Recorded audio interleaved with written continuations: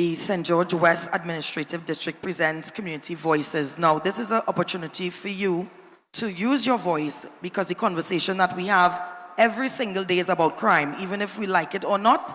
Sometimes it's a conversation we shy away from, but it is always in our face, from in the newspapers, in the media, and even in some of our communities.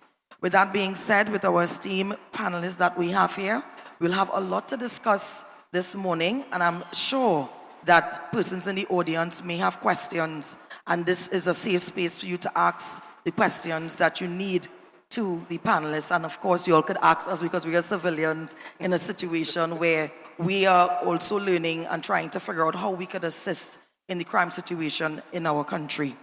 So at this time, in no particular order, I will start with our first esteemed guest that we have here this morning. Ms. Joanna Joseph is the current executive manager of the Community Mediation Services Division of the Ministry of Sport and Community Development. She has over 12 years experience in management, 7 in the private sector, and 5+ in the public sector.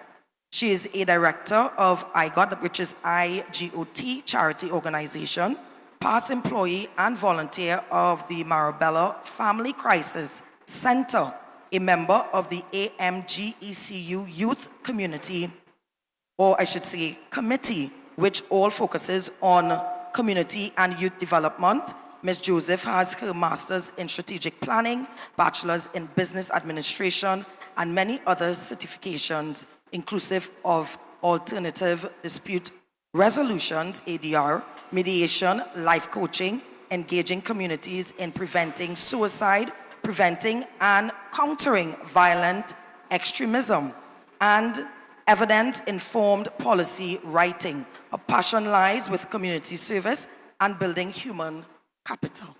Please put your hands together for Ms. Joanna Joseph. Next, I would like to welcome Mr. Oluyemi. Did I say it? Oluyemi. Oluyemi Mashama, aka Professor O, spent many years as a master instructor of defense and arrest tactics in the Trinidad and Tobago Police Service. Professor O is also the founder and owner of ASMA Security Academy since 2010, where he trained thousands of persons both in the law enforcement agencies and civilian nationally and internationally in self-defense, baton tactics, use of force, handcuffing, and instructor development, just to name a few. He holds the title of Professor in Martial Arts, Advanced Instructor Development Instructor, FBI Academy, and is a certified defensive tactics master instructor at Penn State University and Safari Land Training Group. Professor O is a holder of a MSc in National Security and Intelligence, which enhances his skills in his field. Ladies and gentlemen, please put your hands together for Mr. Mashama, aka Professor O. Our next speaker here this morning, Terence Boris. Presently, the Inspector Administration at the Interagency Task Force has been a police officer for the past 24 years. Mr. Boris has an associate degree in both IT and finance, along with many other business industry-related certificates. He is specialized in operational duties, having spent 22 years in operations in East Port of Spain, Laventille, and environs at-risk communities, where traditional hardcore policing methods are applied, and then eventually transitioning to the Hearts and Minds program, an initiative under the IATF that is focused on community policing methods, which also operates within the same areas mentioned above. His extensive experience and leadership in challenging environments have made him a valuable asset in a multi-agency collaboration, contributing to the success of complex operations and initiatives. Ladies and gentlemen, Inspector Terence Boris. And finally, no stranger to the communities, we have Officer, did I still say officer at this time? Officer Derek Shabadi. Officer Derek Shabadi is the recipient of a national award, the Shakonia Public Service Medal of Merit Silver in 2011. He is at present attached to Western Division Community Policing. In 2018, Officer Shabadi was appointed to the advisory committee, which is chaired by Her Excellency the President, retired Justice Paula May Weeks, on an initiative entitled Citizens True, where 25 young people have been selected during Her Excellency's tenure to expose young people into life of patriotism and character building. In April 2015, Officer Shabadi made history by being the first community policing officer that addressed delegates at the Caribbean Region Commonwealth Youth Ministries meeting youth leaders forum theme entitled Youth Participation at the Heart of National Development in Antigua. He also formed part of the panel that presented recommendations to ministers and delegates in attendance in the area of youth and violence.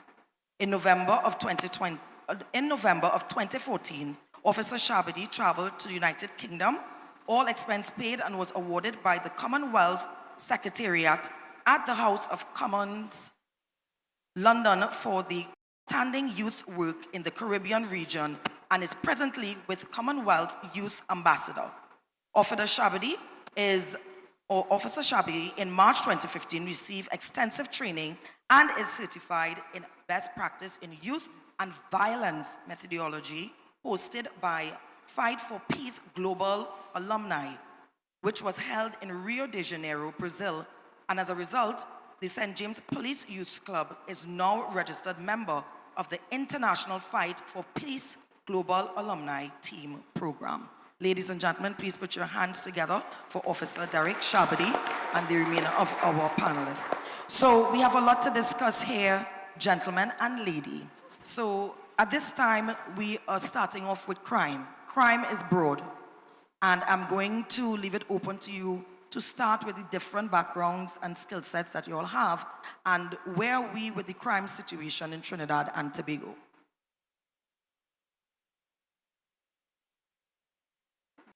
Good morning to everyone. First, let me express my gratitude to the ministry for this initiative. I think it's an opportunity for vital information to come out, in particular for the benefit of persons who have a keen interest in helping salvage the fabric of our communities that has been, or currently is, being eroded by crime. Our once peaceful Twin Island Republic, we are now seeing a scourge of violence, and we are at a point where we need to have all hands on deck to curb this situation. The police and other law enforcement agencies can do certain aspects of restoration. There are other agencies, other departments, and the general public. We all need to come on board. The campaign of, if you see something, say something, it goes a little more beyond that. Crime actually starts in the home. And unfortunately, our communities, some of our at-risk communities, or most of our at-risk communities, we have situations where most of the young people originate from broken homes. Single parents, mothers, no fathers, and unfortunately, father figures are the undesirables, the gang leaders. So we all need to put our hands on deck and pull our young people away from the hands of criminals. So I particularly applaud this initiative and look forward to other initiatives to complement the work of law enforcement. All right, I don't want you to pass on the mic just yet because I want you to touch on the Heart and Minds program for the at-risk communities that you mentioned before and the style in which the policing style that was once one that was more aggressive as person saw it has now changed to a community-based type of strategy. And in this case, this is the Heart and Minds program. Could you tell us a little bit more about that? But I'll go as far back as Sir Robert Peel, who would have been the founder of modern policing. He would have outlined 9 fundamental principles on policing. And one of those principles would be the police is the public and the public is the community. Put another way, but let me leave it as that. The bottom line is,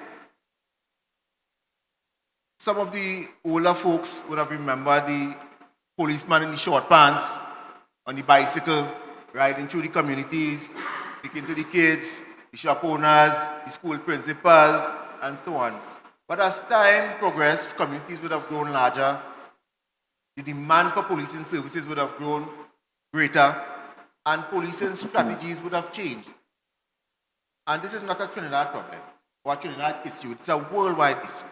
So we would have put other mechanisms in place. We would now have more mobile patrols, which would have taken away from the policeman on the bicycle back then. And as the policeman came out or apparently came out the communities as we would have known it, other undesirables came in. So research and intelligence-led policing would have led us to realize we need to go back to the communities. I would have been one of the founding members of the Interagency Task Force, which would have been introduced in Laventille and other hot crime areas in 2003. And traditional policing, we would have applied in those communities, and the crime rate was exorbitant. And kids we would have known at age 9 and 10, in a few years, we were going after those young men. That didn't make sense. We couldn't do business the same way. And that gave birth to officers putting their resources together and starting what we now have as the Hearts and Minds. So it is an initiative where we engage the communities in all aspects of community interaction with this major focus of pulling these young people away from the grasp of criminal elements. All right, thank you for that. I want to speak to Mr. Mashama, Professor O. Is you on? I think. Testing one. Yes, Yeah. yes. Now, with your background and your skill set and being involved in different communities in that way, and we're seeing how the criminals themselves, sorry to say, they evolved. Are they more aggressive, relentless, and it is almost like entitled? Where are we now with the crime situation in Trinidad and Tobago when you're seeing the type of culture of these criminals? Well, good morning again, and thank you all for having me here today. Let me start by saying that today I'm actually representing Vision and Mission. I'm the program manager there also. And so the CEO, when I was asked for a representative, decided to send me. So I'll go a bit into it. Having been for the last 4 months actually interacting in the prisons. I've been in every single prison in the country, and we are in there nearly every day, interacting with the incarcerated. And also what Vision does is dealing with the formerly incarcerated, where we have to, more or less, we try to rehabilitate them. So I will say that, and also spending 21 years as a police officer before leaving and going into other areas. What we are seeing with the criminals, and you said the right word, there is a form of entitlement. And we have to face the reality that that form of entitlement is not only with the criminals that we are seeing. We are seeing it in our youths on the outside also. That is the kind of, they have the idea that we have, you owe us something.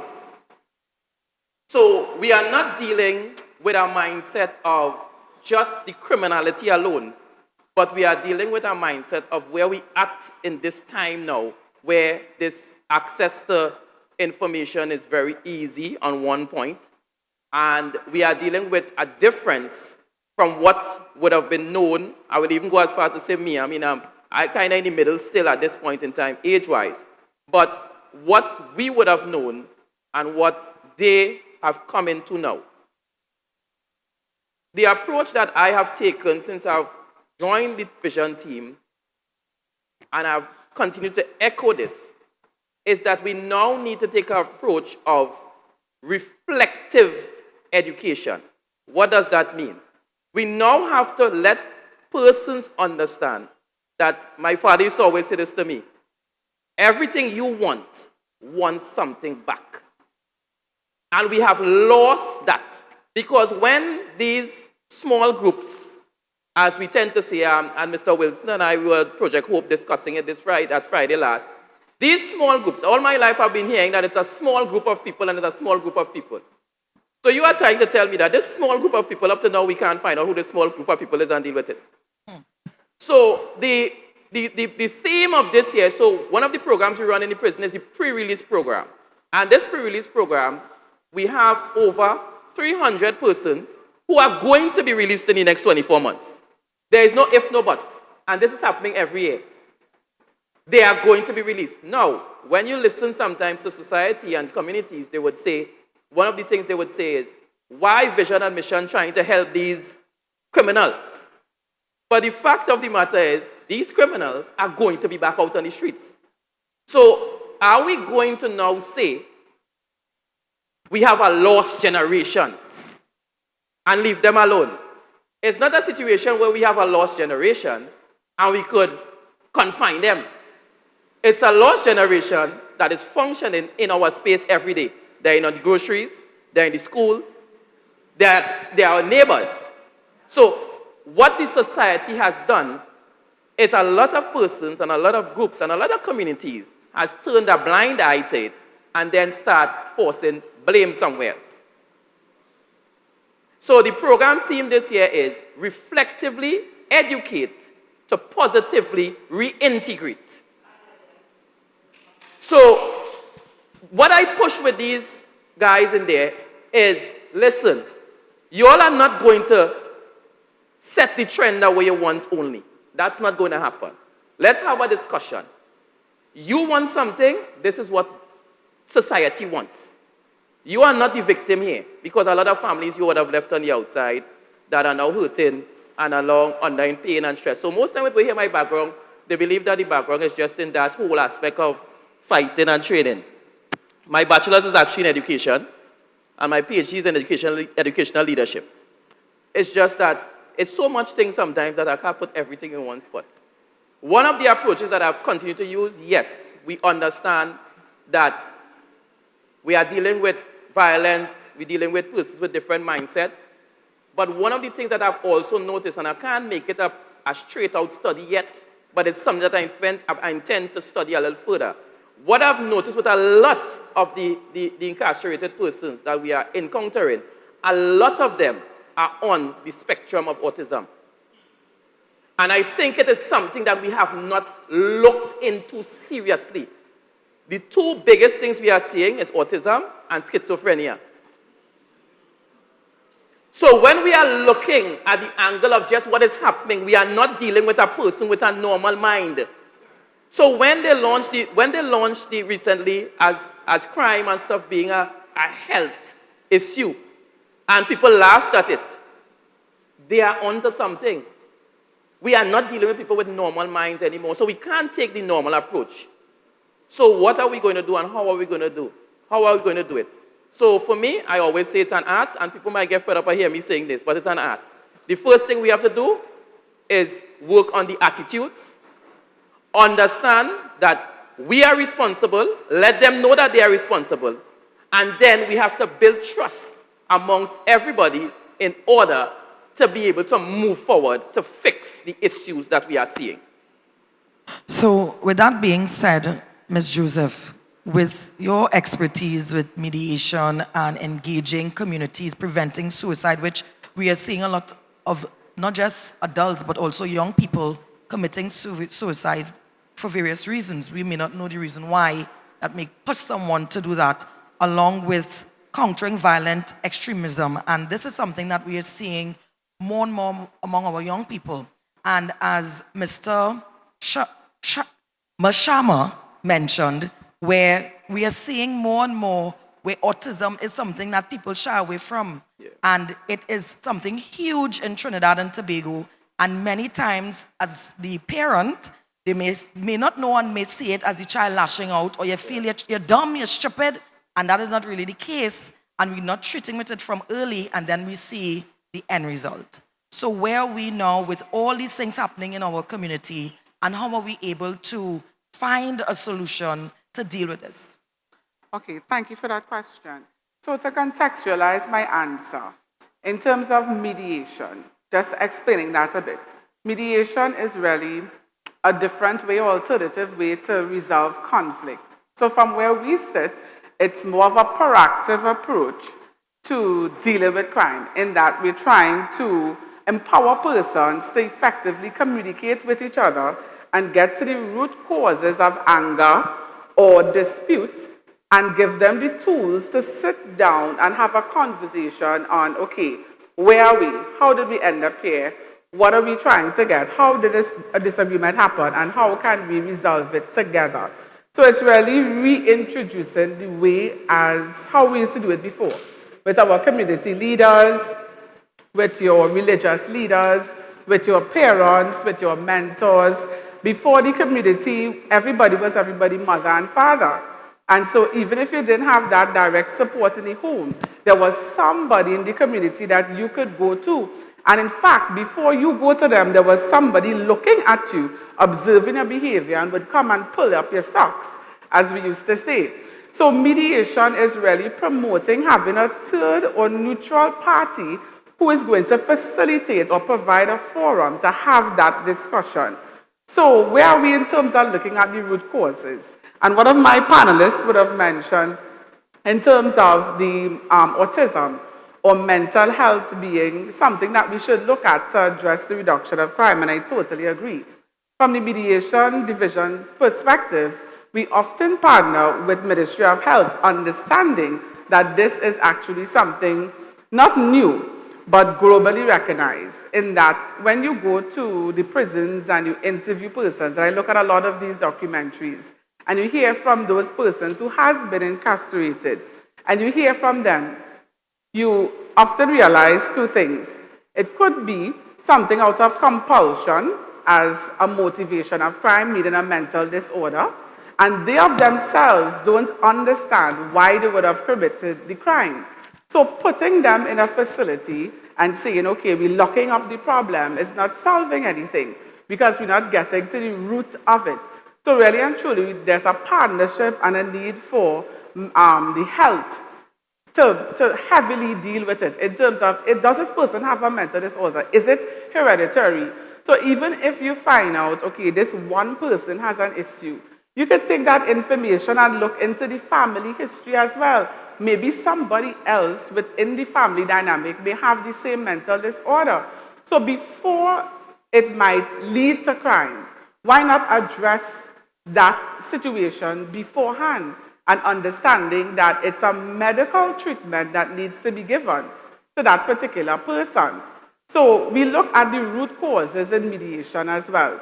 Outside of that, what could have caused the crime? Is it motivated by profit, for example, which is another motivation of crime? And when you think of that, you look at, communities or persons who may not have had an opportunity. So when they come out here and we have our basic needs to fulfill, how am I going to get this? Who is supporting me? Because we could sit here and talk all day about don't do this and don't do that. But if I am at home and I'm looking at my children to feed, how am I and who am I going to? So forums like this actually is very important, and you and I all have a message to spread. Understanding the different systems that are available to support and help persons. And I find that in my conversation every day, even in my community, outside of when I'm on work, people that you see dress well, look well, smell well, speak well, are experiencing a barrage of issues from financial, from emotional, and all of these things. But they don't feel comfortable to speak to anyone. Am I my brother's keeper? Even as a friend, as a parent, are you creating that environment for the conversation to happen, to understand what this person is going through? And as the moderator asks, in terms of preventing suicide, there's no family member that wants to remain and know that, okay, my brother, my sister, my mother, my father, my cousin committed suicide, and I was right there. You know, that feeling of guilt. How could I have contributed? And really and truly, we can contribute by creating that space to have the conversation, firstly, to understand what somebody is going through and understanding the systems that are in place to properly assist and support these persons. So from a mediation perspective, outside of conflict resolution, we have psychosocial intervention. So if we cannot deal with the problem directly, we partner with different agencies who can assist.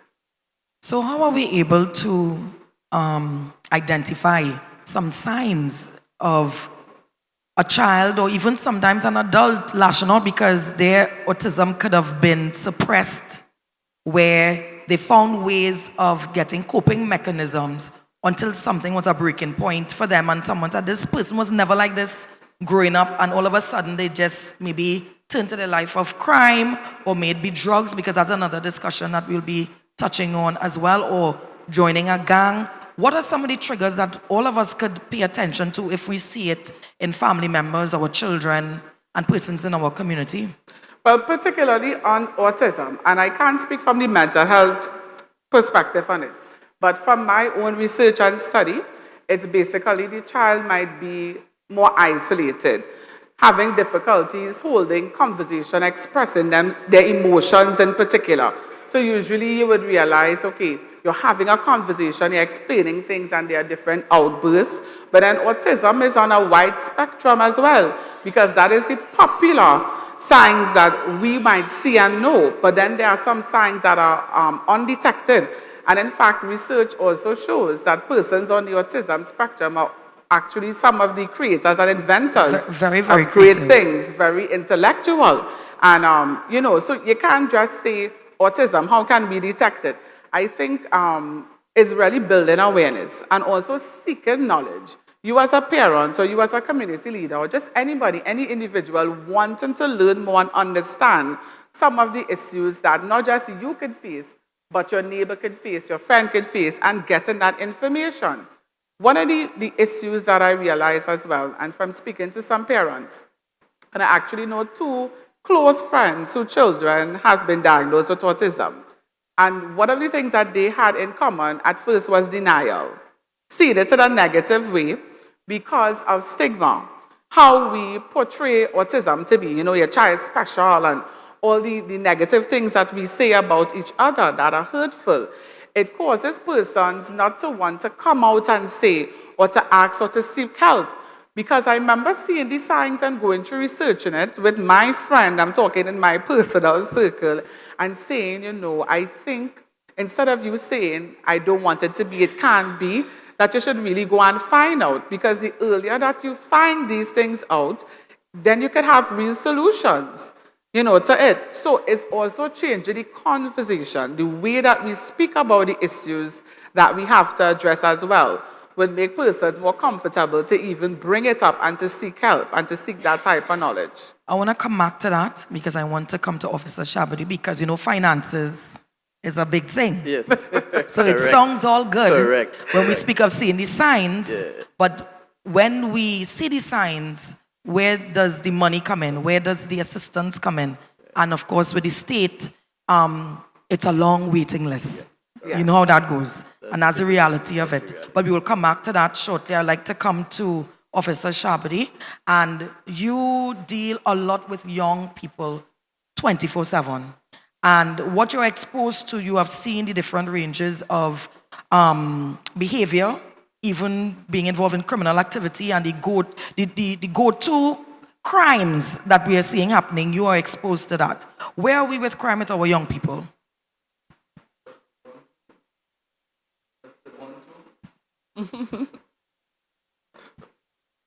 Can I use this? Yeah. Okay. So thank you very much, Inspector Husbands. And to my esteemed, I'm not an officer. I must congratulate Voice. I have known Miss Noel for years. Miss Noel has been very good to the Police Youth Club and by extension, youth clubs at a national level. So I just want to congratulate the ministry and its wonderful work. Before you go to the money, you can ask Miss Noel for the money, you know. So I will ask. We just invite Miss Noel up here and ask her who will get the money. Let me go straight into the question of crime violence. My 32 years working with young people, delinquent parents, there are too much delinquent parents. I make no excuse, no apology. I tip my cap to single parent mothers who are doing a good job. I tip my cap to single fathers who are also doing a good job. God has designed the nuclear home for our child to benefit from a mother's love and our father's love. We went interfering and tampering with what God has done and suffered to be so. Gangs has now taken over. Hundreds of young men who have no father to embrace them, to tell them how your day was, let them know that there is a purpose in your life, there's a value in your life. And as a result of that, communities have suffered as a result of, as the inspector indicated, delinquent and fathers who have abandoned their boys. Men are prophet, priest, and king in your home. And if you can knock on a door and you can't find a father, then Lord help us all. When Police Youth Club was established in 1974, we are celebrating 50 years. And I'll tell the inspector I never wear short pants and bicycle. That was Officer Diaz and many moons ago. I don't know if they want to wear officers wearing short pants again, but that would not be a 21st century uniform. When Police Youth Club was established, it was to develop a relationship with the police, youth, parent, and by extension, all the stakeholders. I grew up on Nelson Street. I grew up on 4446 George Street, apartment Q. My mother had 8 children. While growing up on Nelson Street, people adopted other children without any paper, without anything signing. They say, Miss, I see you have 8 children. How can I be of service? What can I do to assist? Mothers will take butter bread, cut it in half, send up to the neighbor next door because she know that there are 9 more need bread, even though it is the last bread. When we pray not for our children, but for the neighbor's child too. And therefore that prayer must be not just on my knees saying, God, watch over, but God, what can I do in terms of helping the neighbor next door? How can I be of some assistance, some service? And we want to talk about gangs, but before we even talk about young men with guns, we must talk about young people who have suffered at the hands of no love, no care, basic fundamental needs.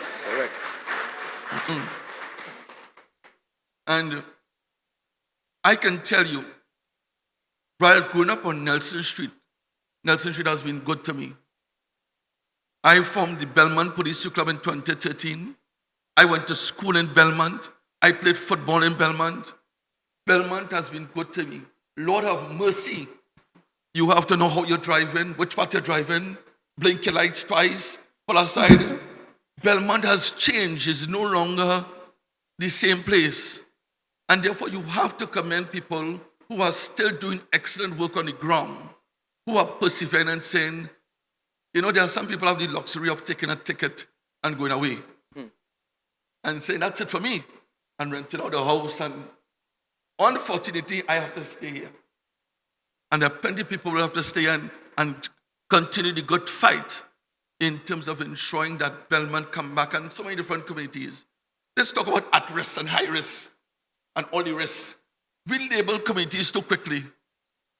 There are decent, law-abiding, respectful people living in Belmont, in Laventille, in Cedros, all over. Decent people.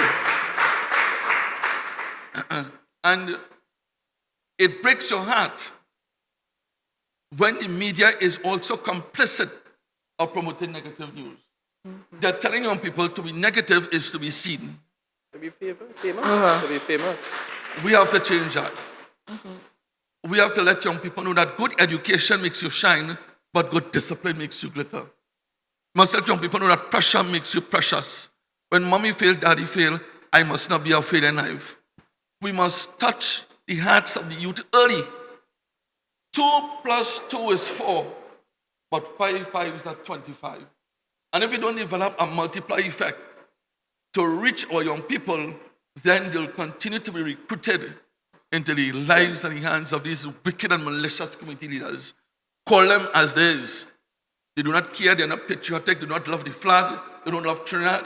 And all they're interested in is to set up business and have you under duress. We talk about people incarcerated, but there are people incarcerated right in the communities. Right in the communities. Some fellas living good in jail in my estimation. They're running shots inside the cell. They're calling shots and saying, hey, my case is on the 14th, take that man out. Young men that have as assassinators running all over with high-powered rifles. And as a result of that, people put up a gate, 2 dogs in the yard, electronic detector, and they make sure all is well. Well, they're coming for that too. And as my good league, the lady who said, if we are no longer our brother's keeper, and your house is not my house, and my house is not your house, then crime will blossom. You see, crime has its negative, and crime also has its positive. Crime allows people to say, not in my community. We can go to Inspector Husbands and say, Inspector Husbands, I wanted to promote some good work going on in Belmont. You follow? There's a mediator coming. There's so many times I call the mediator cover good work. They're on the way. Mr. Shabadi, we're on our way. Yes. And then children ready, they're in uniform, they're all set up, they want to show what the good work they're doing, and then we get a call. Oh, well, there's a mother down in the central there. We really apologize. We have one cameraman. To be negative is to be seen. You see, they that know it and doesn't do it shall be beaten with many stripes. And therefore, the inspector made an excellent point in terms of getting in the gap and making sure and knowing which homes and know the needs of these homes the best. Because that is what the gangster, the gun leader, and the community leader is doing. There are young girls, 14 and 15-year-old, who has already been set up for the community leader. Look at this 15-year-old that got bullied down with these 6 young men. What this child doing here? What about the child, the next 15-year-old who left home, went across, playing with a gun, and lo and behold, got shot with it? You know, once upon a time, you feel safe putting your child by a neighbor. Miss Joan, I'm stepping out for a while. Could you turn my eyes on the children, please? That is once upon a time. That is a no-no. You have to be very careful. And therefore, working with police youth clubs, we need to have a police parent club. Too much of delinquent parents. I am not going to sit here and convey I am a prophet of doom. They are good parents. Wonderful parents. Parents going to be on the call of duty. Parents working in concert with the police. Working in concert with Miss Noel and coming, going beyond, listen to me. Sometimes they're running away from work. My son attends a particular school in Port of Spain. And I dropped him off and I waited until 7 p.m. And if you see parents taking pity of the child, the new uniform, I said, Lord. And then, they send them back into the school. But I sit with my son and I ask him, I say, how was your day? Tell me what went on in school today. Talk to me. He said, Daddy, them fellas and them was vaping in the toilet. I said, what you did? He says, Daddy, I just went and used the urinal and I step back out. I say, excellent, 10 points. We must applaud good behavior. We must understand that children are looking to center themselves either around positive or negative. But Lord have mercy with the social media. Young people do anything for likes. 5,000 likes, 10,000 likes, anything. They will hang themselves, they will mimic anybody. Why? Because the home has not provided a place of love here. Let's imagine I'm seeing parents texting the children to come downstairs to eat. People sit around a table and they don't speak to each other anymore. Everybody on their phone. Nobody say, how was your day, how's everything? The human element has lost. And the inspector made a point a while ago about police moving out, and I want to go further than that. I want to say the love is no longer there. We're on greed. We're on self. Walking pronoun, I and I and I. Everybody. Sometimes you're driving and you give way for a person because you want to show a nice social grace and you will pop. People have no class again. A sense of, you understand? So before we point fingers at young people, let us deal with the parents. Let us hold parents accountable for the delinquency. Let's call on fathers. If there are men in this country who want to mind everybody else's child but not theirs. Everybody else's child but not theirs. And if we do not raise our young men to be gentlemen, how to treat you with class. We have ballroom dancing in the police club. And fellas don't know how to hold the ladies. Well, the girls don't know how to be held. Because you know what kind of dance it is now. Young girls' bodies are being violated very early. So, Miss Husbands, I don't want to hog the program. But I call on Belmont. I call on those who are sitting, who are the champions of family life and who are doing culture, dance, dromology, who do ask for spirituality, Lord of mercy. Long time when I growing up, my mother had a black pants, a white shirt, a dress shoe, and she said, Mr. Shabody, that is church clothes. Well, children have all kind of clothes now and no church clothes. Mommy belly outside, my child belly outside too. Children wear ribbon, girls wear ribbon long time, so that's a child. Women, children sitting down in big people conversation now and making contribution. In fact, I was so happy when neighbors would come to speak to my mother. I get up and I go and I glad. You understand, Miss Husbands? You know your place as a child. So I just want to call on parents and for those who continue to knock on the door. All isn't lost, but we need to hold delinquent parents accountable for what's going on. Thank you, Officer Shabody. Mr. Mashama, I want to dive in a little bit more because you mentioned education.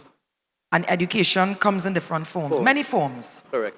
And it seems like that the young persons, as Officer Shabody mentioned, the delinquent homes, are we lacking the formal education to make our parents who are now raising children understand the rights and wrongs? Because it seems like that line is blurred. It's almost like the societal norms that we know, like everybody was praising, and we could nod and say yes to almost everything he said that I even went through with my parents and my grandparents. Now it's like, what are they talking about? That when this happened, but it is embedded in me because of being educated by my parents and my grandparents. So where are we with education in the home?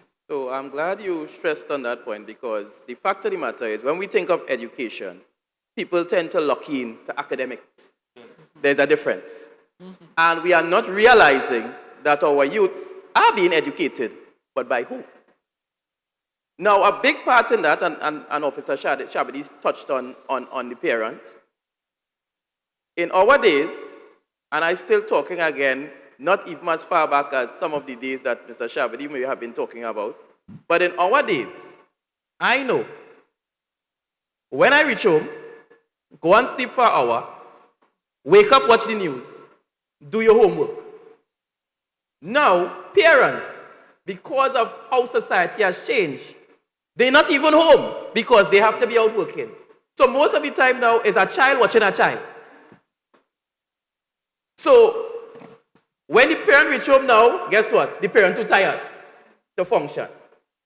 But you see, when you become a parent, you have to understand that that's a job. So if you had to consider yourself having 2 jobs, that is what it is. You have 2 jobs. So that there is no more being held accountable by anyone. Because even when you look at the criminals and how we deal with it now, the biggest thing is to give them something. And they understand that. If I act up like a child, I cry, my parents don't want me to cry, they go give me something.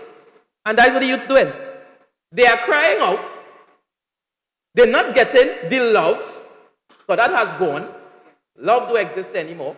And again, weirdly enough, in my little experience inside the prison, when you speak to most of these guys, and you really get them to talk, because one of the first things I do, the first class they do is a self-awareness class.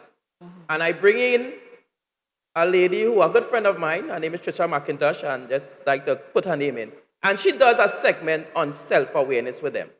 And when you see these big criminals cry like baby, and when you hear what is the issues, my father never take me on. I never had no love. My mother had to send me to work early. When I think I had to hold the rein. This is not no excuse. But the reality is much deeper than what we have been looking at. There is no more accountability. It's just microwave society now. We want quick fixes. We put it in the microwave and we get popcorn. And that is what they are accustomed to. So we cry, we go get some popcorn. So we go get them a CPEP walk. We go get them a this, we go get them a that. But what are they now giving back? What are the measures? What are the accountability measures? The ministry is doing a lot of work with programs. A lot of programs. Big up to Minister Foster Cummins on the work that he is doing. But here is the problem. What now if they don't finish the program?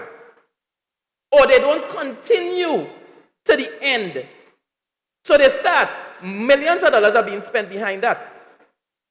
What is the end result? Are we letting them sign a contract like I know it used to happen before? If you don't finish something, you have to pay back. Like the state, is that happening?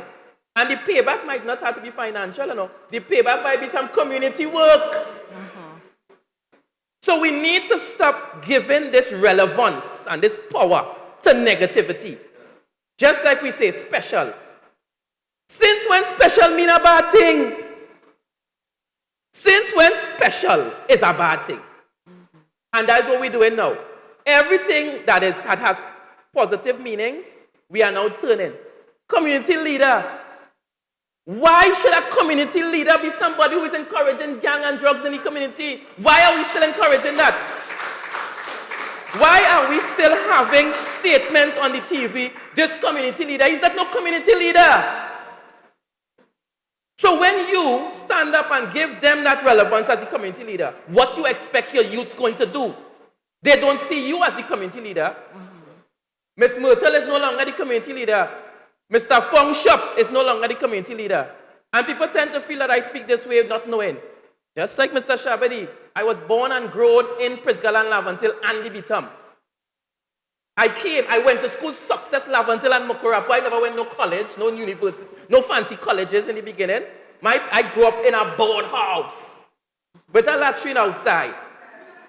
That's how I grew up. And how come I did not go the negative way? Because, and none of, my father have 9 children. My mother and father have 9 children. 9, None of us went that way. All of us are positive role models in some capacity. But guess what? A lot of the work that is being done, most people here maybe don't even know who I am.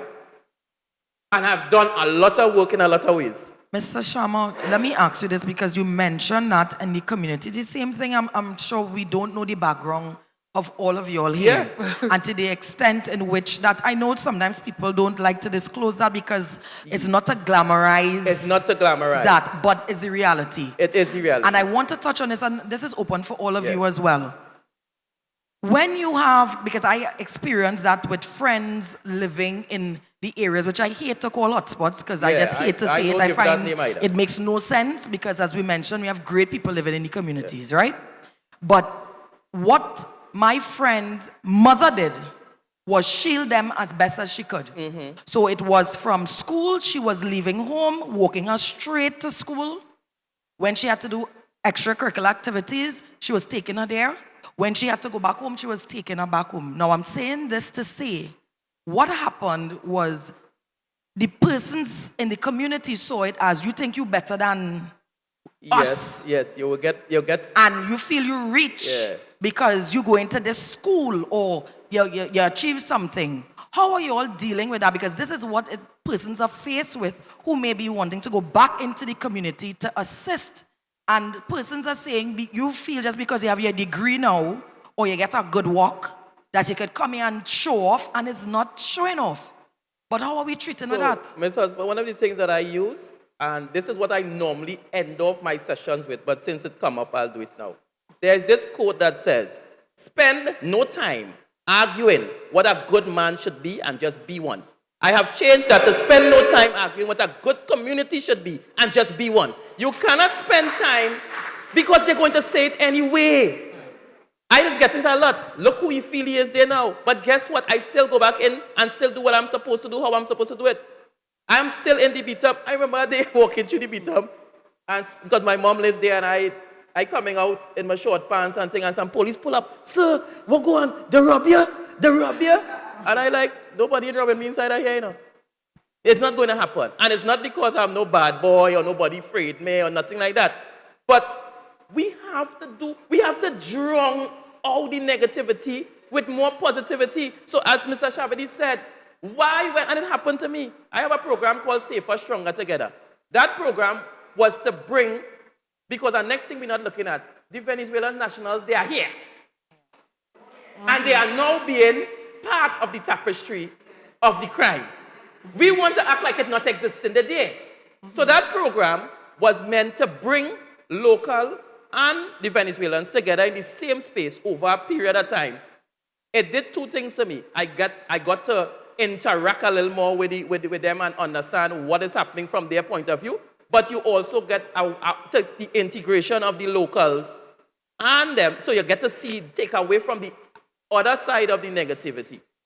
But are we going to just sit back, Ms. Husbands, and say, it is this and it is that and it's nothing, and we're trying to act like if it don't exist? We have to have the real conversations as we are doing here now. So you will hear the passion Mr. Shavadi will talk with, and it's because of how long he has been in. And it's the same thing with me. You have been deep in the trenches. Mr. Shavadi has been a little more out than I have been, because again, I spend time not, as Mr. Husband said, it's not about the glamour, but it's about getting the work done. We need to get it done. And every little you do makes a difference. So which one of us in here, we sit back, we blame the government, we blame the police, we blame everybody. What are we doing? And then we go say, but Mr. Mashama, next thing I talk, and they come for me. Guess what? They will come for you anyway. Because that is where we're reaching now. Yeah. Thank you so much for that.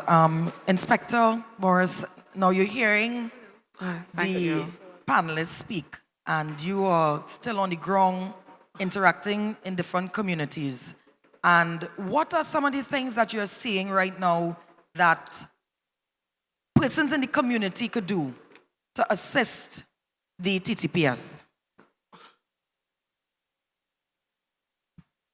What I can say is this. The work that Hearts and Mind does, it takes you in a different realm. It's a different type of passion. For those who are familiar with Mokano Quarry. If you traverse up to Mokano Quarry, there are some houses on the right, on the left-hand side. Some of those houses, the owners were expelled from those houses. Yeah. All their lives' work gone, occupied by, I would use the word aliens. There are some persons you would meet in the communities who tell you, officer, for 15 years I had to lie down on the ground because it's bullet passing all over my head, I can't sleep on my bed. How do you deal with these things? Persons actually pray for the presence of the police. I have a difficult task because it's difficult for me to give my officers a weekend off. Yeah. But that's the time when the family members are home, we have greater interaction. It's the time we do a lot of community visits. We find out what's taking place on the ground. We find out what's taking place with the kids who is not attending school. So there are persons who look forward to the presence of the police. They support the police, notwithstanding the criminal elements. And we would continue to push forward in that regard. We are about saving our community.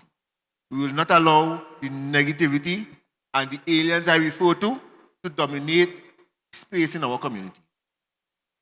Now, we're seeing here that we have some empty seats, right? And we're seeing seats that are filled.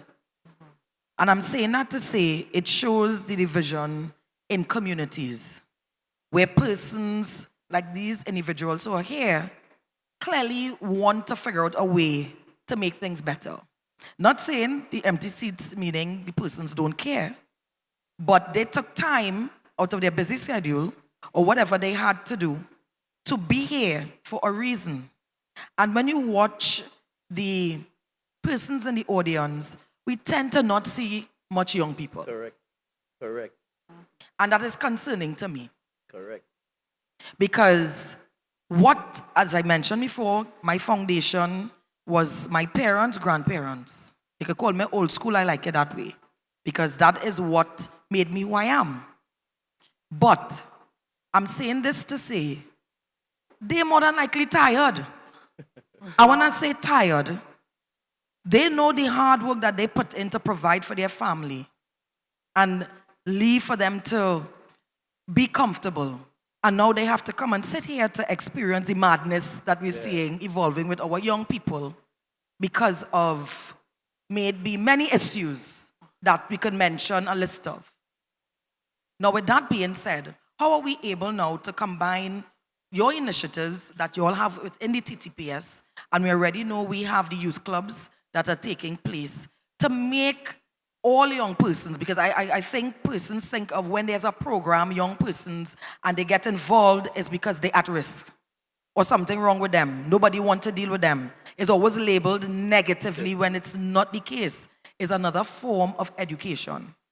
But how are we able to bring these young people in without the parent or the grandparent ringing their ear and say, don't play with me, you know. You go in there, and when they sit down there, they're upset. But most of the times when they show up, they realize, wait, it's making sense. Correct. How are we now bringing that together to get the young people involved in forums like this, within the TTPS in particular? Well, first, I would like to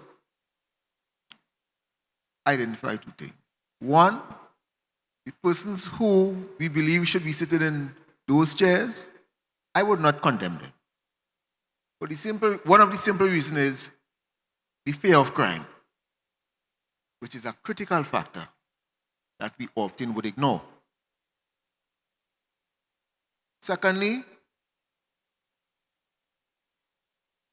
all is not lost.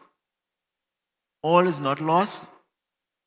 There are persons who are willing to go the distance, but they are limited in various capacities. Our initiatives are principally geared towards, in fact, in the initial phase, was to work with the young people. As I mentioned, it was to pull them away from gang recruitment. So we focus a lot of our attention on young people.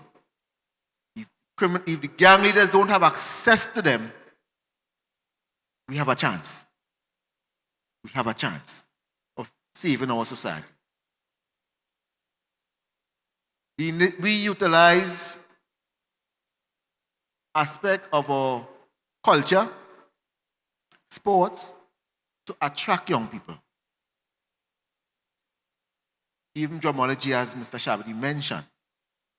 So whatever is trending with young people, we try to utilize it to attract them. And I think we have gained tremendous success in that regard. So understanding young people is critical. And yes, some would be fearful to come forward, even parents. And that's a critical factor. The irony of this thing is, in some of the communities we work in, is the parents' ears that we need to ring. Because the kids are there and there's no support from the parents. And it is really bad. There's also the factor of we have children making children. Some of our kids are not even registered. It's sad.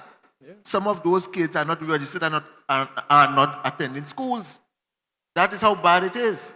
That's against the law. It is. Yeah. It is, but you have to be on the ground to know it.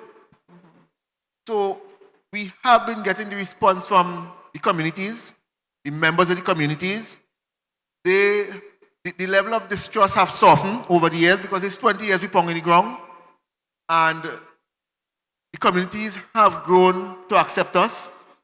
And these are issues that they themselves, in fact, a couple of weeks ago, I attended a meeting and the residents were knocking the parents in the community.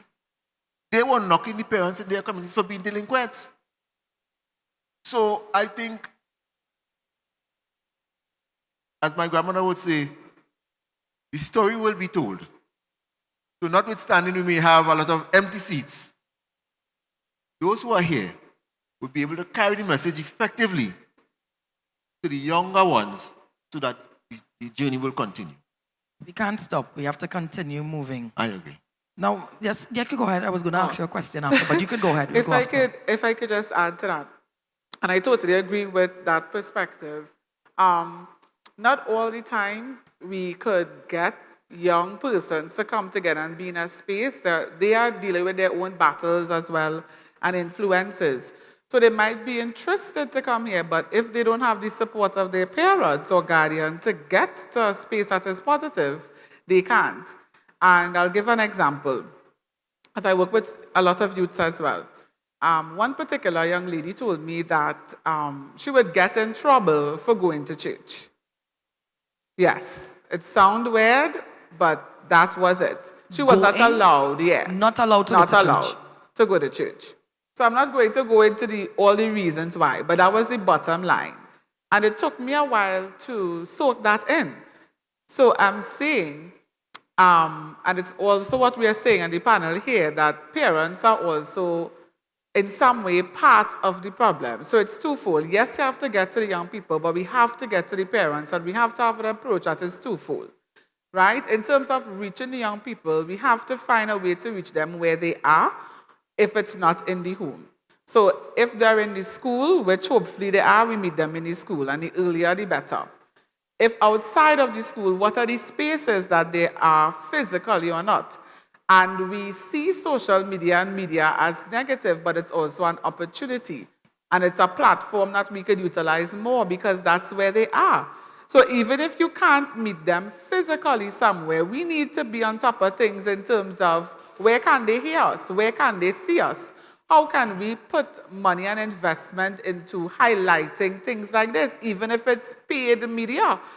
You know, we have to find a way to let that positive message and that light be spread over darkness, if you want to put it that type of way, right? And you find that once you could get the opportunity, and the younger the better, to show alternatives to the way of life, and you show the benefits, and you even implore on, these are the consequences of the actions A, and these are the outcomes of actions B. Once you are able to get to them and in a consistent manner in a different space, it usually makes a difference, right? Outside of that, how much are we really doing to support children who are in a home and a shelter? So they're taken out of the home because of an issue. So there is the intervention by the state. But then when they are there, outside of food, clothing, and shelter, what type of psychosocial support are we giving? What type of direction are we giving and guidance? When you come out of this home, where are they going back? In terms of the shelter, into the space that it was before? Or how are we helping them to transition out of these spaces and to understand what life is going to bring, what to expect? How can they overcome these challenges? In terms of mediation in particular, we provide psychosocial support within the school's shower peer mediation program. It's a growing initiative. It's a small team of us, but we are targeting schools one at a time. And because the mediation practices are solely voluntary, meaning that we can't force or mandate anybody to participate, one of our biggest initiatives is public education and sensitization. So first of all, spreading the news of mediation, of how can you resolve conflicts peacefully, of the importance of that effective communication. So breaking up mediation into the different aspects: effective communication, anger management, emotional intelligence, and so on. Teaching them these skills one by one so that it becomes more natural to resolve the conflicts in a particular way. So empowering persons from a young level, and even when we go into the schools, through the PTA and the school's administration, we also sensitize and train the teachers of the school as well as the parents once they are willing, once again, to come in. Now, they may not be or they may be, but at least we would have been able to reach the children who now has additional information to make a decision versus this is all I know that is negative and this is what I'm doing. So they now have additional information and they can make a choice. So we just have to try our best who are here, as my panelists said, in an individual way to continue to spread that message. And it's an eye-opener. Even if you're not feeling safe to say a knock at the neighbor door or you don't have a relationship at this point in time, it's a reflective question. How can I reach the young people? And they could start right in the community, and sometimes even the ones who are in church, and I'll touch there because sometimes they've forgotten in the sense that they're already in a good space. But they are in the schools as well, interacting or in spaces or on the same social media, interacting and also being negatively influenced. So we have to have a balance between making sure that we communicate with our children often and well, even if it's not yours, having that conversation with them wherever they are. So I just wanted to add that. Yeah, thank you for that. And I also want to mention, how are we treating with, after educating our children with all these mechanisms to deal with anger issues or conflict issues, and your home is the conflict, and the adult doesn't understand. They might kick in with the skill set that they were educated with, and it is not the response they expected. How are we treating with that? Because we can't force on parent to come on and do, as we said, we want them involved. They are really the problem. We are, because I'm a parent, we are the ones who create the minds of our children, like it or not. Because I really hate this saying where you can make a child, you can't make the mind. I really hate that saying because all of us have a foundation. Exactly. Right? And I still don't understand. Yes, we will make mistakes because we're human beings, but something at some point in time will kick in, which is the education your parents taught you on dealing with situations, for you to say, nah, this is not me. I wouldn't do this. So how are we treating it after the youth clubs, spending maybe 3, 4, 5 hours? I don't know, sometimes I know Officer Shabadi says that persons, the parents may just leave the child after call the parent and say, your child here, Forget each other. come and collect your child. Yeah. And when they go home, it's like another world that they're exposed to. So it's like they're confused in a situation. How are we dealing with that? Any society that rewards bad behavior, we start bad. And when we send mixed signals to our young people, to be negative is to be seen, we run the risk of young people gravitating to the negative things. There must be incentives, not just training, ongoing training in remedial and anger management and conflict, but young people must see incentives when they are peacemakers. When they resolve a conflict, it should be applauded. Correct. They must come up on the stage and the principal must say, I would like to congratulate Michael Smith. There was a little ramble outside. And no, we're so busy looking at the ramble, we don't recognize the child who played part and parcel of resolving conflict. So therefore, this school is an excellent environment where young people must be rewarded for good behavior. Social media is an excellent platform. We need to be aggressive, planned, and deliberate in terms of sending in your face young people, letting them know. And then, somebody, the question was asked just now, how do we get young people out? Invite Miss Husbands. The place packed. I go to the youth club and I say, Miss Husbands is coming on. The girls want to come, they want to invite people of influence. Yeah. People who they know who, because there's a next type of negative influence. I have seen 8 and 9-year-olds singing gangster and gondolero song, and they cannot sing Jesus is Lord.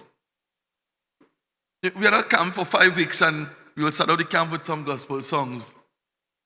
Father Abraham had many, and the watchman. So that's home. Yeah, exactly. That's not your club. That's not police.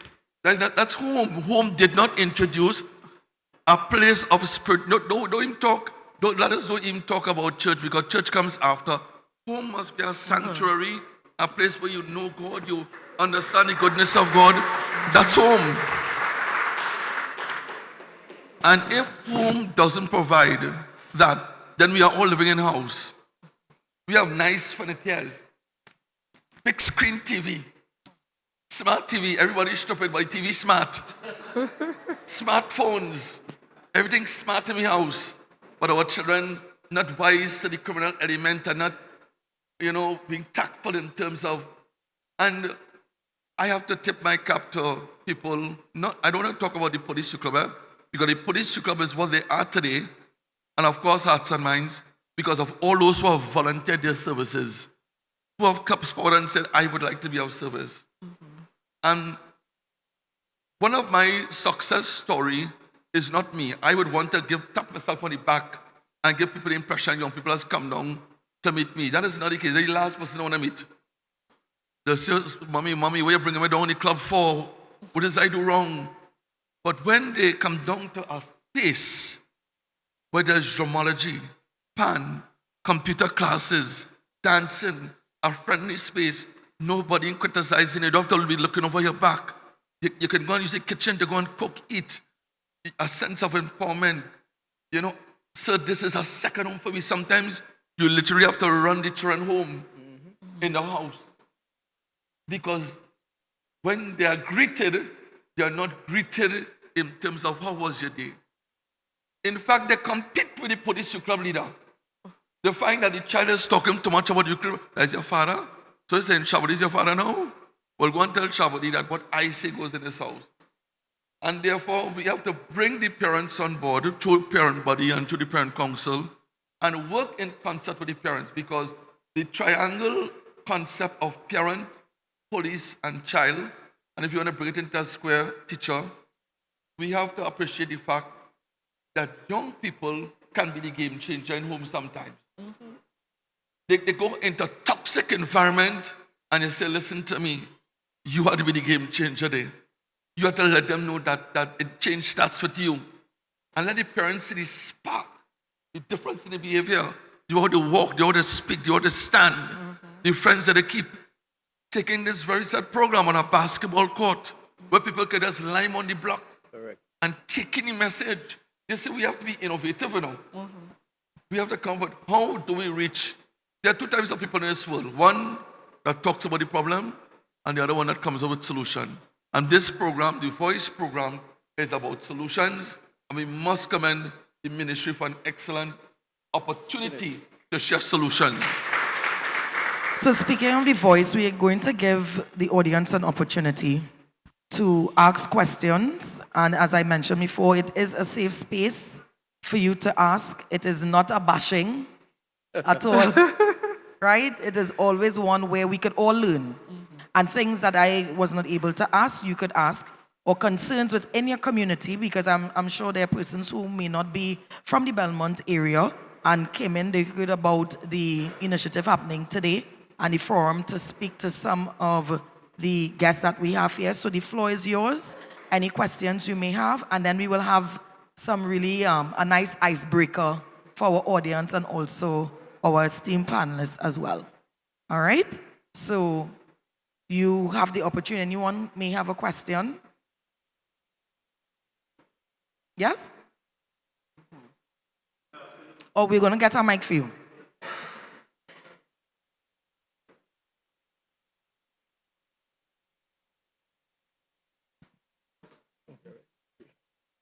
Almost.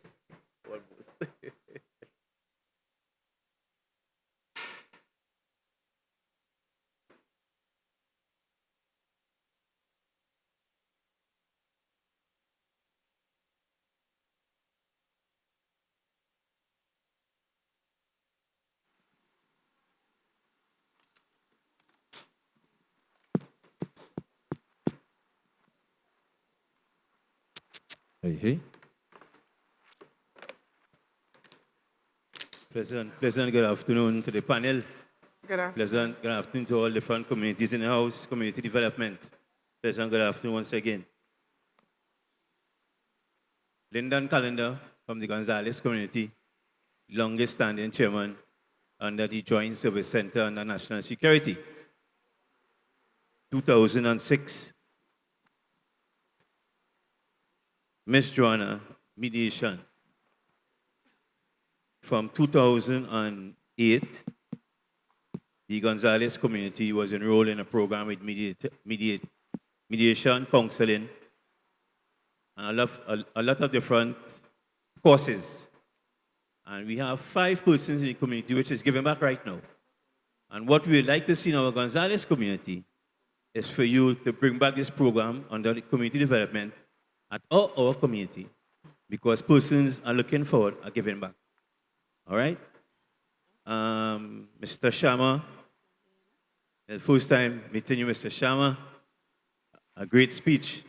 But in my community, we like to welcome you or your team under national security alongside community development, which are doing a very good job in all communities to roll out some of these lectures. Anytime you want to enter the Gonzales community, you can contact Lyndon Calendar, and we welcome you. Sure to. Thank you, sir. Mr. Shamidi. Mr. Shamidi, sir. The Gonzales community have never witnessed the vision and mission in our communities to work with children. We always send out bulletin, airplay. I am the media for the Gonzales community, loud speaking. And we also would like to welcome the Gonzales community with this vision and mission, because there are plenty of youths. Okay, you. Okay, sorry about that.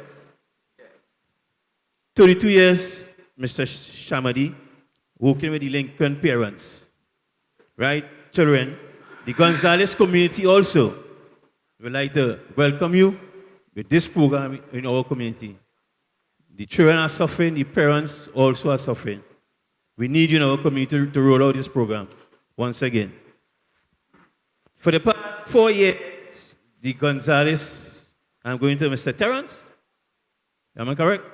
Yes, sir. The Gonzales community for the past 4 years had the Gonzales community policing at the Gonzales Joint Community Service Center. They have been doing a wonderful job. Up comes a letter from National Security State, ITF is coming. I, Lyndon Calendar, alongside retired Inspector Mr. Jackson, attended so much of meetings at Aranguel's branch. I think we met Mr. Saberu at that time, Corporal Inspector, if I'm correct, Mr. Inspector Charles. So it's over 5 years now. The police force is there, and the amount of crime is taking place. With the community police present, the crime rate was down in the Gonzales community. One, they was going house to house to meet with people. And my question is, the Gonzales community is fed up. ITF has come to the Gonzales community 3 years. They give out school books, they give out hampers, but not in the space available to them, sir. I asked to attend a meeting sometime next week at OLEP. I don't know if you are aware of this meeting, sir, but the reason is why the ITF is not part of the Gonzales community. Yes, they get the space. The Gonzales community is asked, the police is asked to move out. So my question is, why it is the ITF is not in the space given for the ITF to utilize in the Gonzales community. This program, I attended 3 marches in Port of Spain. Although we have this program, the Citizen Security Program, sir, this was a great program. 19 communities in Trinidad and Tobago. Again, Lyndon Calendar from board. And the greatest we ever seen is Bitaman Garden with these youths. And after they closed down the Citizen Security Program, they bring a program with City, where they just put in an I, CITT, IZEN. Okay? This program was launched in Hyatt, sir. 1 million. This is a crime safety plan where we sent to UE to learn to carry this program back to the communities. But they brought persons from outside to enroll it. So up to now, this crime safety plan would be a great measure in all communities, the 19 communities in Trinidad and Tobago. If the communities get the tools to work with, trust me, I believe it will have a negative impact on the crime rate. Thank you.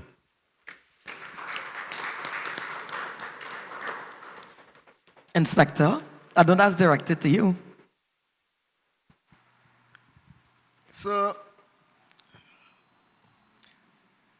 it hurts my heart to hear the comments you would have made.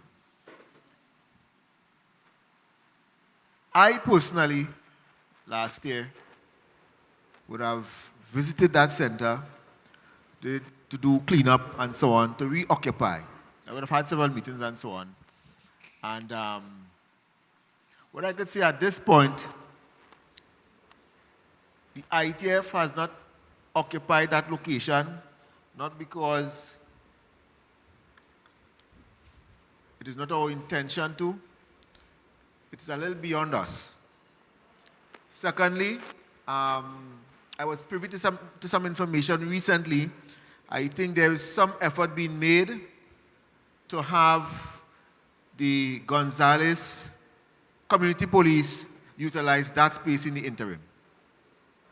But we will continue from my end. I would have written several correspondence for its reoccupation. I would have even done a presentation. I would not say to whom at this stage. Right? But we have been doing our part to do further work in your community. I would have personally visited some of the ambassadors recently. And currently, I can tell you, we are working on doing some community programs, more like sports, in the interim to ensure that we have that extra police presence in your community. In addition to that, there's a unit that was recently launched, which the IATF is overseeing to increase the police visibility in your community. I cannot say of, it does have some limitation at the moment, as in everything that is recently launched, but I expect in the upcoming future, things will be a little more refined. Let me continue on what the inspector left out. There is a plan to establish a Gonzales Police Club, and the officer did approach me to assist. He wanted to get the format, the structure. And what I told him is that the youth club in St. James will be like a big brother, little sister kind of, so that we will work in concert with the establishment of the Gonzales Police Youth Club. And I did tell him that once you have the parents' application form and you have the membership and you have the center which is being accessible, we will come down and merge and show partnership with other youth clubs so that I know that you're making notes that the Gonzales Police Youth Club is supposed to be established sometime in October. That is when the youth clubs are celebrating their 50th anniversary. That is one of their plans. Okay? All right. Anyone else with any questions? Yeah? After the young lady in the back there, you'll go. Good morning to the panel. Good morning. My name is Marlon Renrick. I am from South Port of Spain Community Council. And my topic I want to stress on this morning is about the hearts and minds of the youths. And the question is, from your point of view, how have the activities implement hearts and minds program positively impact the young people today? I guess, Inspector, you could start with that. And how did it impact young people positively, the Hearts and Mind initiative?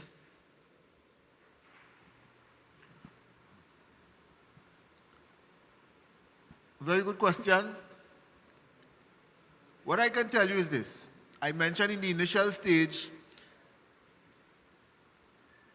the Hearts and Mind was born as a result of what we would have seen over the years. The Interagency Task Force was launched in 2003. The Hearts and Mind came about in 2005.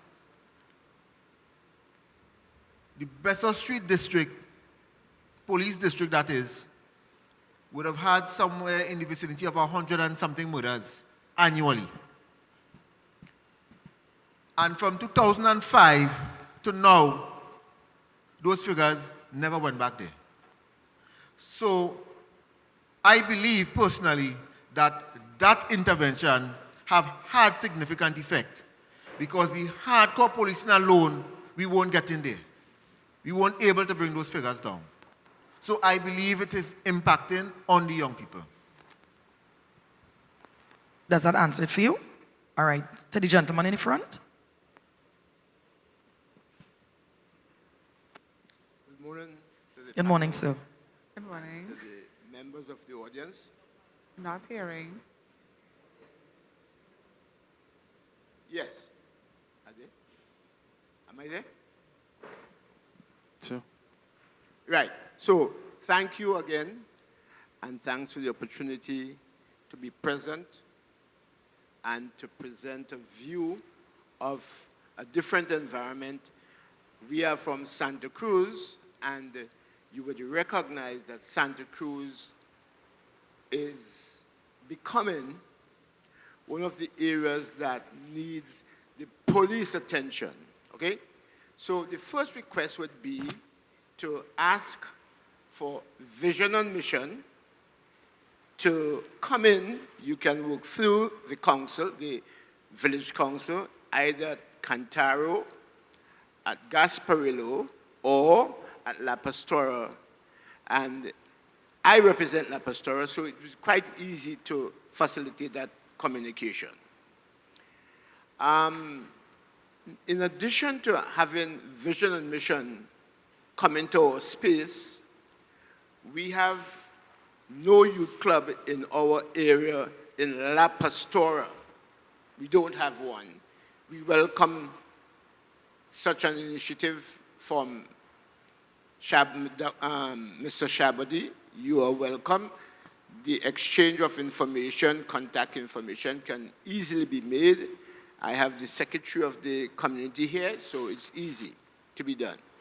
Question I would like to have asked and answered, please, is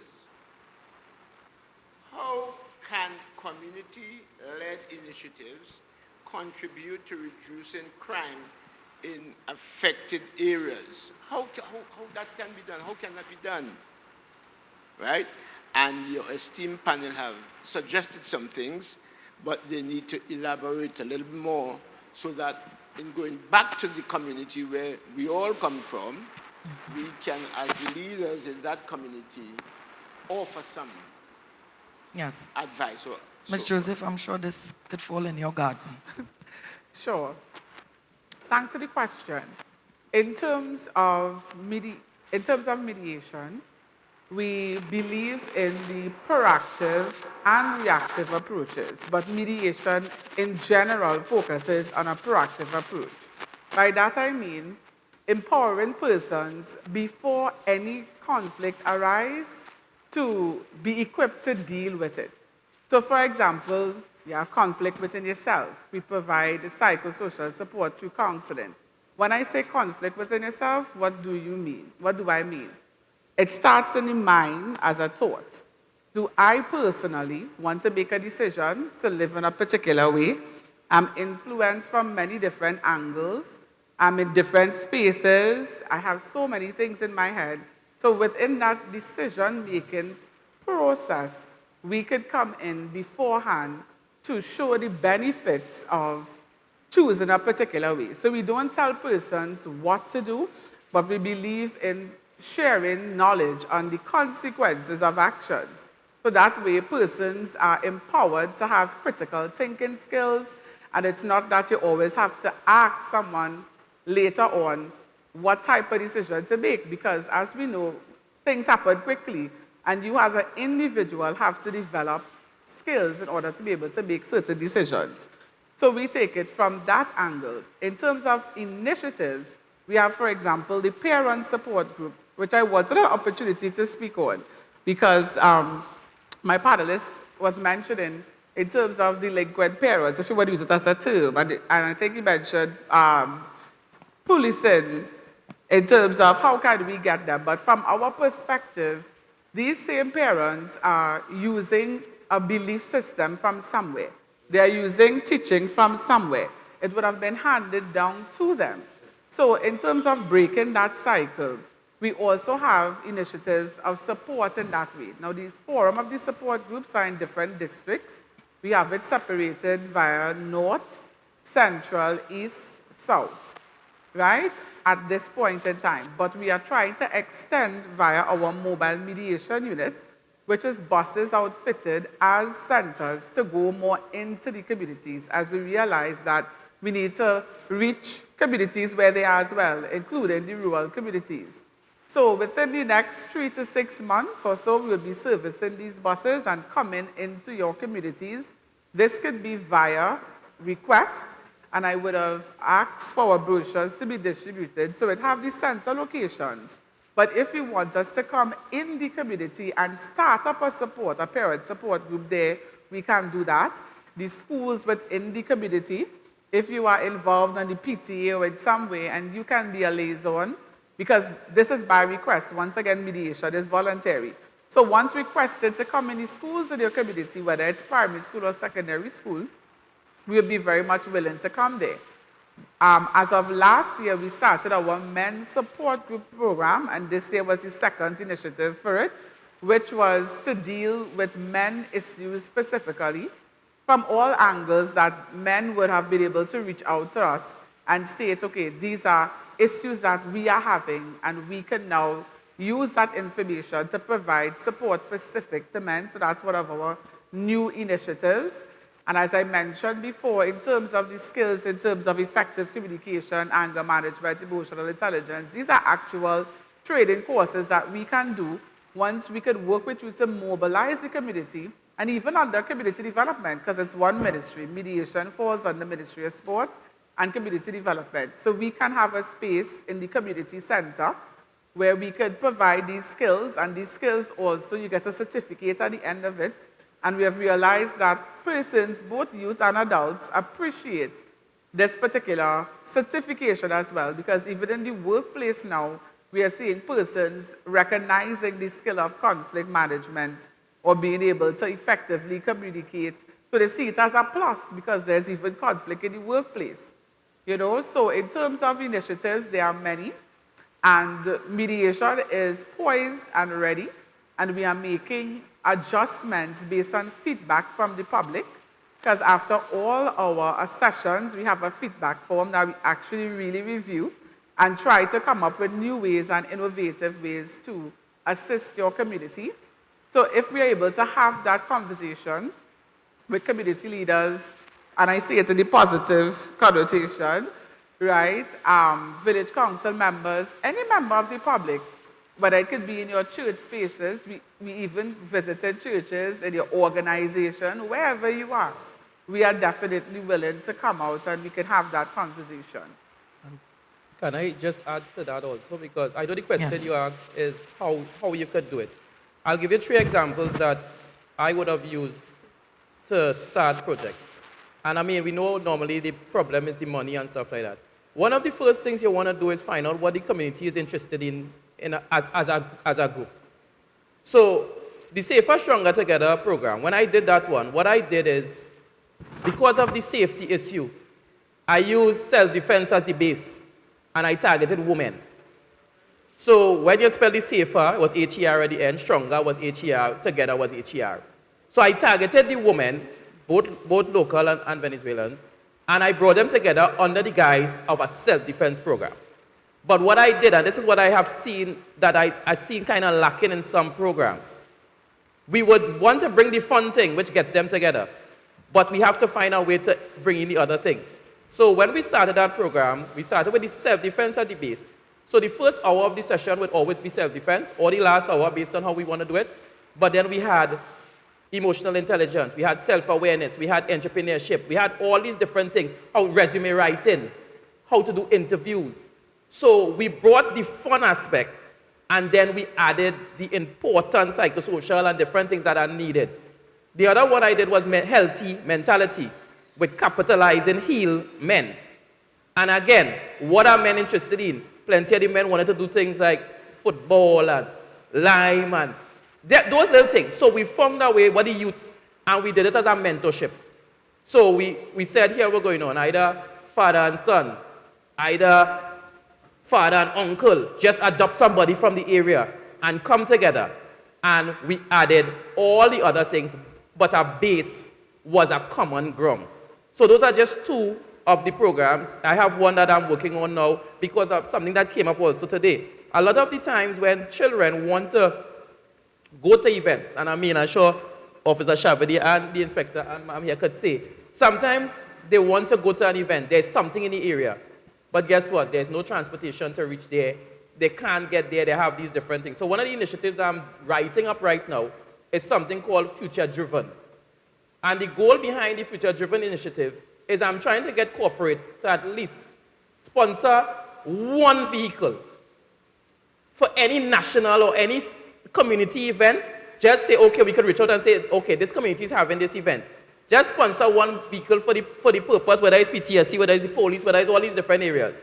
And what we'll do now is have a meeting point or whatever, and then we pick the youths, take them to the event, and take them back. This is one that has not been launched yet. This is something that I'm now working on. But I'm saying what you do is find a common ground in the community. It might be cooking. And you might just say having a cooking class for 12 weeks. And the other thing I do is I keep a proper graduation at the end, where they are actually in full-out gongs and stuff like that. People laughed at me the first time I did. The first course I did had 6 people. And I had them in gongs. They are always like, oh, your papi showing me. The biggest course I've done so far, which they graduated with gongs, was 200 and something. And I'm saying, when you see youths and even parents who never had the opportunity to graduate or cross a stage, Officer Shabadi said it, you see them taking up pictures with the children in the gongs, and it was just, as some people say, a self-defense course or a cooking course. But you made them feel, because I always say when people look good, they feel good, they do good.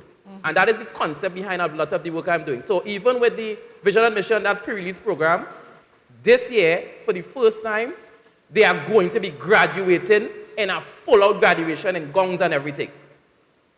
And what they normally did with that program is they normally give them, each participant in the prison would normally get a care pack at the end. I said no.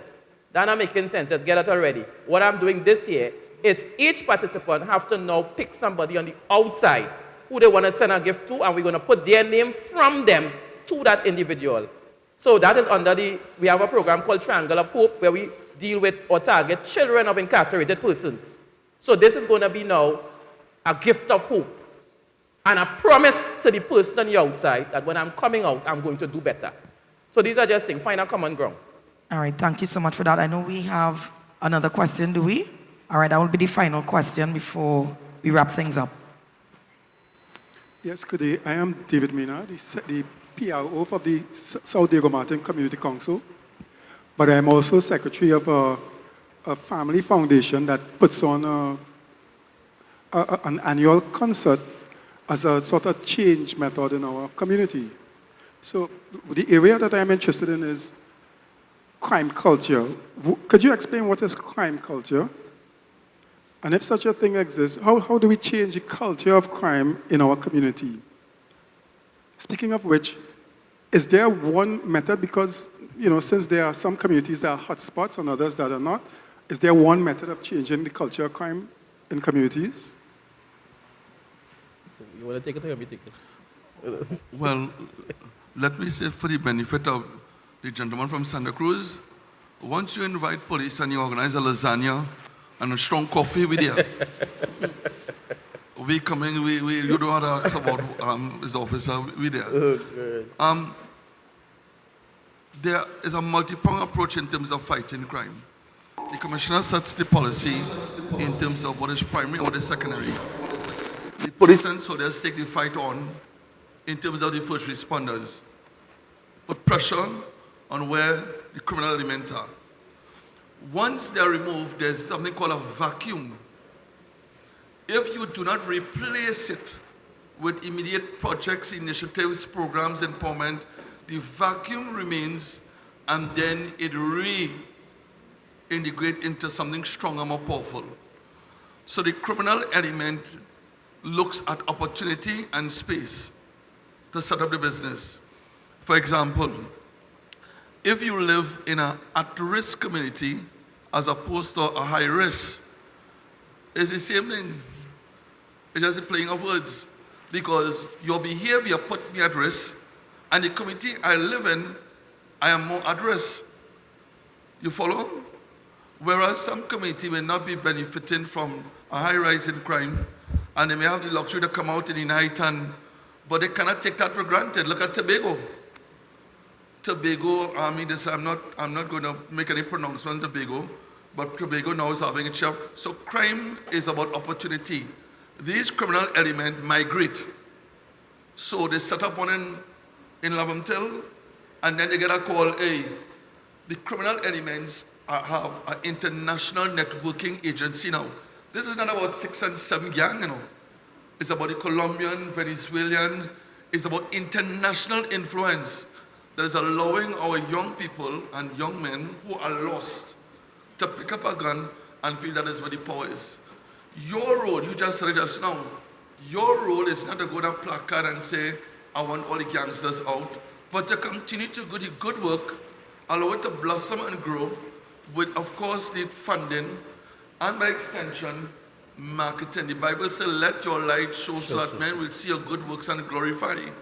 So when you sort of do good works and you're seeing people, you're not going to do the PR, people are going to speak on your behalf. They say, that man doing good work down there, I send my child and my child are really grateful. And as you network and you bring other players involved, you bring the police, you bring soldiers, you bring other stakeholders involved, you will see the community doing justice. Let me say quickly, could you imagine for once an army bus, massive truck, going into Laventille with guns, soldiers ready, full rad staff, or picture a next bus with police and soldiers, along with vision and mission, mediation center, so many different groups, working with football, basketball, working on all different kind of activities and reaching the young people in that type of approach. You follow? Mm-hmm. So that I want to endorse and the definition of crime in communities it's all around. It is not even introvert. It is now being smelled, it's looked at, it's very obvious in terms of criminal element. And crime has been packaged and glamorized. When you get a gift, you remove the bow, you remove the paper, and you check the content. And when that gift comes out, you're so grateful. You say, wow, you bought this for me? And that's life. We must redefine life to young people because life has become cheap. Correct. They have no value for life. Now, if I don't value my life, I wouldn't value the inspector life. And therefore, life is important. Let young people learn to live, to enjoy their 15 and 16-year-old. Parents must come out and understand that not just being a brother's keeper is paramount, but also going back into their own insignificant activities that may be very significant. Sometimes we feel it's insignificant, but it's very significant because they don't have nothing again. Yeah, we used to have, sorry, I'm going to take it over. We used to have, go back to those creative activities, culinary arts. We have a program, Boys Without Fathers. Boys Without Fathers. These are young men, either the father incarcerated, the father bullied down, or they just don't know the dad. But in fact, the dad sometimes live in the community and pass them straight. We have a meal and support group. We have a mentorship program. We can go back to mentorship. Go mentor some young man, say, sir, I would like to mentor 2 boys today. I'm seeing 2 girls need, I would like to mentor them. God is calling us to respond to crime because we already have the answers, It's just we have to deliver it. We must have the testicle fortitude and we must also have the wisdom, knowledge, and understand to know it's a collective effort. It's not a one-man show. The police can only boast and pat themselves. We are doing a good job because the community has embraced us. They have bought into it and they say, we love to have the police here, we love to have the soldiers here, we love to have all the different ministry. Community development in terms of their funding will say this is an excellent project, we would like to give it more life. And corporate TNT must put the money where the mouth is. Because both every year about how much millions they make. I mean, they say they need to give Ms. Husbands a few more thousands for in she pocket. But she will continue moderating. The private sector, we need to appeal, lobby the private sector to continue its good money spent. The gentleman that spoke a while ago about transport, that is a significant part into having a success story in my club. How could you have children coming from Bagatelle, Savannah, Trace, certain parts of Belmont, coming down to the club, but they don't know how to go home after? Parents say no. They say, Mr. Shabadi, we love the project. I would really want to support it. How my child is reaching home safe because of the fear. Yeah. So that transport is also paramount. And that's why we must ask the private sector to assist in transportation, getting young people to attend, parents to attend, and also award them. We just set a day. Children need to stop and just set a day and thank all law-abiding citizens, teachers, all those who are important stakeholders that continue to hold.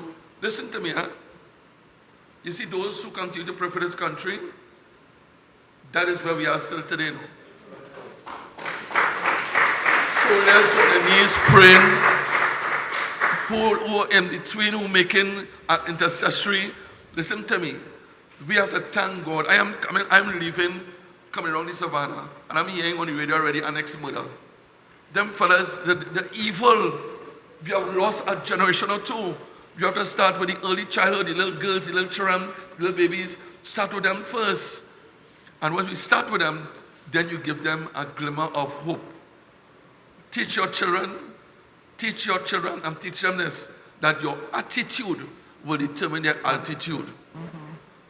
How you speak, how you stand, how you walk, how you dress, all that are fundamental qualities you pass on to children. Not by only talking, but parents must lead by example too. Thank you so much. At this time, I'd like everyone to please put your hands together for our esteemed panelists here, taking the time this morning into afternoon. Ms. Joseph, Inspector Boris, Mr. Ma Shama, and of course, Officer Shabadi for being here with us. Now, just some quick information. I told you all we have a quick icebreaker. We will touch on that shortly. But tomorrow at El Dorado, we will be back again. And some of the topics that you all will be involved in, if you would like to be a part of it, exploring entrepreneurship and celebrating community, monetizing skills, also obtaining training, highlighting entrepreneurs, showcasing community businesses, community engagement, and volunteerism. Come, let we build a nation together, promoting and supporting the involvement in community work, highlighting community groups and heroes, nurturing boys and supporting men, second chances, man up. Also, you could have the opportunity to be a part of the remedial learning and opportunities for development. And this is going on from tomorrow, this entire week at different locations, which I'm going to give you here quickly as well. Now, St. George East, Andrews, St. David, and this is on Wednesday, the 4th of September at 10 a.m. Upper El Dorado. Caroni on Tuesday, the 10th of September at 10 a.m. That will be taking place at Warrenville. St. Patrick East and West on Wednesday, the 11th September at 10 a.m. South Oropouche and Victoria East and West, and that is also in the Mayaro area on Thursday, the 12th September at 10 a.m. San Fernando North. Now, something to do light. I mean, we spoke about a lot of things that were very intense, and the discussion again that many people, I don't think, enjoy talking about crime because it's something that I still not accustomed to. I don't like it at all because my sweet country was a place where I was able to have my doors unlocked and I'd have been able to play until 6. And then after that, I had to make my way inside, even though I used to chance it. But I used to get my little licks now and again because I was stubborn. But, you know, it is something that I hope we could find a way, even though time has evolved, that I know we can't be stuck in the old ways, but find a way to have a proper foundation moving forward. Now, I want to test the audience and also our panelists as well to see how well, since we celebrated our independence gone and we're getting ready for Republic as well this month. Are they getting prizes? Asking for a friend. I thought I would have given you all money. I thought you were going to get prizes or money or something nice. But it's just fun. It's just fun. You see, you're lighter when I said money, right?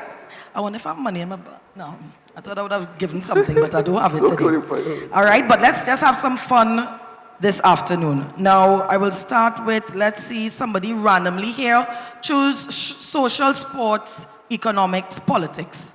Which one? Just choose one. Economics? Sports? What sport do you play? Okay, all right. So I'm going to ask you something. All right, this is good. What sport and social structure is named after a member of the victorious 1979 national netball team? Y'all can't be calling it out, all you what's going on. y'all can't be calling it out. The young lady. Yeah. Oh my God, I'm so sorry. If I'm wrong, don't laugh. Jean Pierre. All right. That is correct. I hope nobody helped you there. Anyone helped her? He's like Jean Pierre. All right, let's try on this side. We're doing social, sports, economics, politics. Somebody choose. Politics? All right. I'm looking for something nice for you. While the debates of the parliamentarians were taking place in the Red House, the debates of the people were taking place in what venue? Oh, let's stop calling out. Oh, let's stop calling it out. Just open it up. You want me to read it again? Just open up. Like that quick, Okay, yeah. just now, read it again. Read it again? All right. While the debates of the parliamentarians were taking place in the Red House, the debates of the people were taking place in what venue? University of Woodford. Oh, that is correct, ma'am. All right, I'm going to try with our esteemed panelists here now. You all could choose, and I'm going each one, and then we'll go, yeah, quickly. Well, Miss Joseph, social, sports, economics, or politics? I would say social. I'll try that. All right, social. All right. The Liming Spot in downtown Port of Spain is named after which iconic sportsman? Well,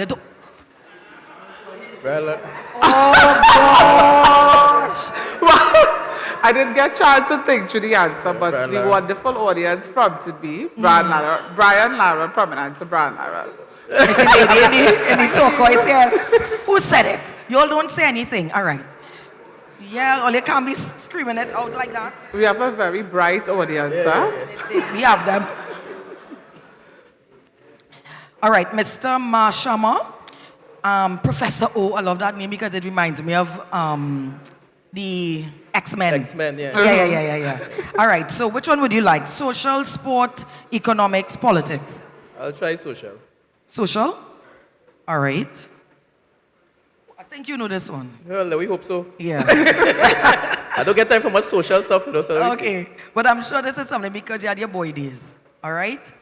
From aquatics to zip lining, the place was once a port for submarines. Macrib?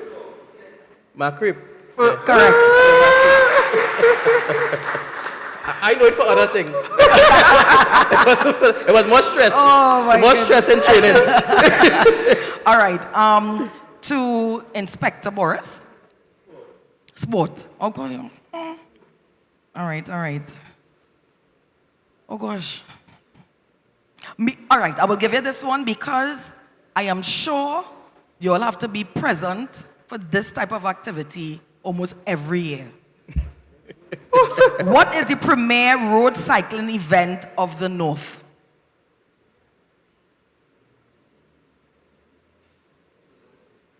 What is the premier road cycling event of the North? All you don't see. They need the police presence for it. It is, yeah, but it's on the avenue also on the Savannah, but it's a particular name that they use for the cycling. Something cycling. You want to throw your lifeline? Anyone knows in the audience lifeline?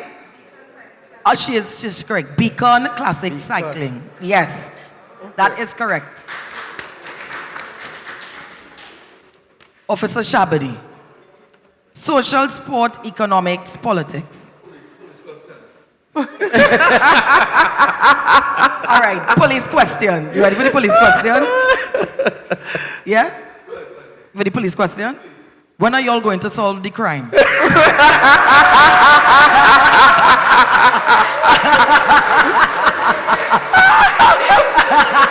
Mr. Shabadi, that's an easy answer.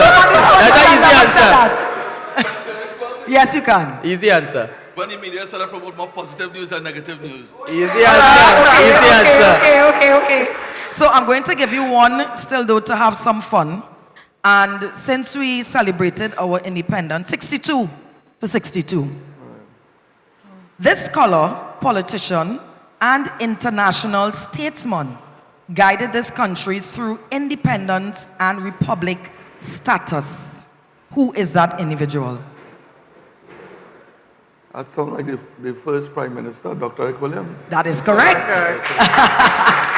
Ladies and gentlemen, at this time, I know we have to wrap things up, and I know that the persons in the audience would like to speak to some of you personally and dive in a little bit more how they can get involved. And because we have seen persons not just being part of the community here in Belmont, but in other communities like Santa Cruz and the gentleman from Gonzales. He was saying he left? Diego Martin as well. Anyone else outside? Was San Juan, and this is a young man here. You're also from San Juan as well? You're not young? He's not young? He's not young? Okay, that's fine. Okay, anyone else from outside of the Belmont area? Silot? All right, anyone else? Cocorite. All right, and the others are from Belmont, Freetown. All right? No, but the other members who are here, who didn't call, they're from Belmont, right? Correct? So at this time, we'd like to thank you so much for being a part of the voice of the community. And don't forget, we also have other locations taking place this week. And we'd like to thank the ministry for being a part of this and starting this talk and initiative to hear more from the person. I know the TTPS also is doing a lot of work within the communities and town meetings happening. So this is also working hand in hand to get more information and taking the time to be here, all of you, and making sure that we're able to find a way to solve some of the issues we have in crime. My name is Whitney Husbands, and thank you for being here with us this morning into afternoon, and we hope that you all reach home safely. God bless.